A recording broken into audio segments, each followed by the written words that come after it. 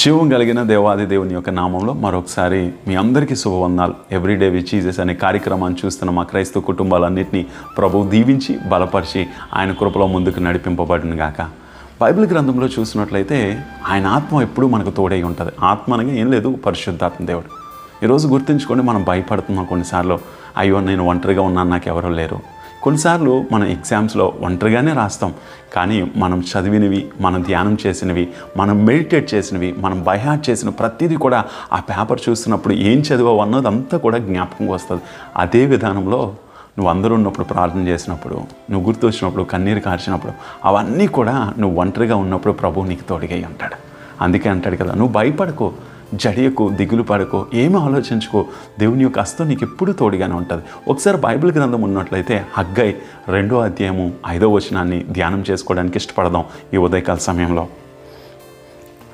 మీరు ఐగుప్తు దేశంలో నుండి వచ్చినప్పుడు నేను మీతో చేసిన నిబంధన జ్ఞాపకం చేసుకోండి, నా ఆత్మ మీ మధ్యనున్నది కనుక భయపడకుడి. ఇక్కడ 2 విషయాలు. ఆయన నిబంధన చేశాడు, ఐగుప్తు నుంచి విడిపించాడు, ఆయన ఆత్మ మీకు తోడుగా ఉంటుంది, భయపడకండి. ఈరోజు గుర్తుంచుకుంటావా? ఐగుప్తు నుంచి విడిపించి నీతో వాగ్దానం చేసిన దేవుడు నేను మధ్యలో విడిచిపెడతాడా? ఆయన విడిచిపెట్టే దేవుడు కాదా. అందుకంటాడు కదా, ఆయన నిన్ను విడువను ఎడబాయను నిబ్బరము కలిగి ధైర్యంగా ఉండమని దేవుని వాక్యం చెప్తుంది. ఈరోజు ఏ పరిస్థితిలో ఉన్నా అందుకంటాడు కదా, నీ పాదములకు రాయి తగలకంట ఎత్తు పట్టుకున్నవాడు ఆయనే. ఈరోజు గుర్తుంచుకో, నీ ఇంట్లో సమస్య ఉందా, ఇబ్బంది ఉందా, అయ్యో నేను యేసు ప్రభువుని నమ్ముకున్నాక చాలా సమస్యలని. ఐగుప్తు నుంచి విడిపించి నీతో వాగ్దానం చేసిన దేవుడు, నిన్ను పైవాడిగా ఉంచుతానని మాట ఇచ్చిన దేవుడు, నిన్ను ఆశీర్వదిస్తానని దేవుడు వాగ్దానం చేసిన దేవుడు చెప్తున్నాడు, నా ఆత్మ నీకు తోడుగా ఉంటుంది, భయపడకో. ఈ వాక్యాన్ని నమ్మడానికి ఇష్టపడదాం ప్రియులారా. నువ్వు బలహీనతలో బలమునిచ్చే దేవుడు వాక్యమే. అందుకంటాడు కదా, ఆయన నన్ను ప్రేమించున్నాడు కనుక నేను అతన్ని తప్పించేదను, అతను నా నామం నెరిగినవాడు కనుక నేను అతన్ని గణపరిచేదను, అతన్ని విడిపించి గొప్ప చేసేదను, దీర్ఘాయుషుతో ఆయన్ని నేనేం చేస్తానట, నడిపిస్తాడట దేవుడు.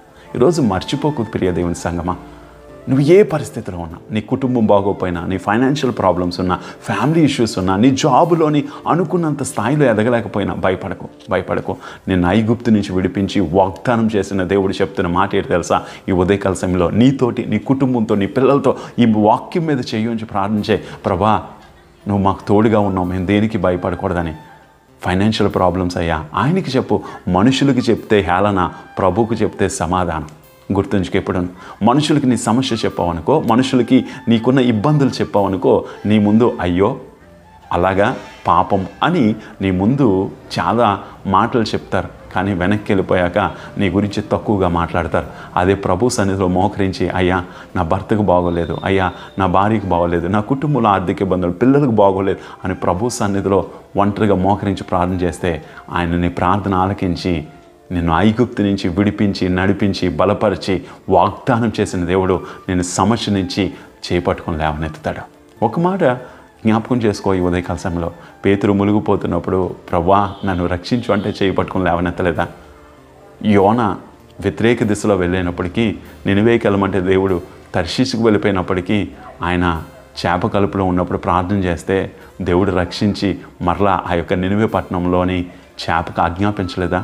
ఈరోజు నీ ప్రార్థన కూడా ఆలకించి దేవుడు నీకు తోడుగా ఉండి నిన్ను స్థిరంగా నిల్చోబెట్టి నిన్ను ఆశీర్వదించగలిగిన సామర్థ్యం కలిగిన దేవుడై ఉన్నాడు. ప్రియులారా, కళ్ళు మూసుకుందాం, ఈ మాటను నమ్మడానికి ఇష్టపడదాం. ప్రభువా మా తండ్రి నీకు వందనాలు.